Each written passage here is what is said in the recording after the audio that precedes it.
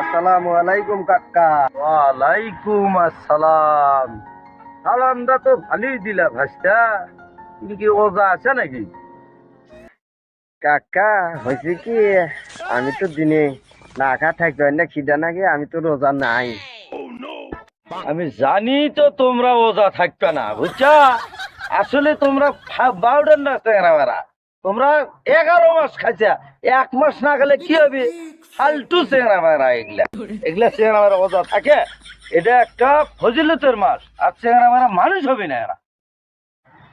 কাকা আমি তো রোজা নাই কে।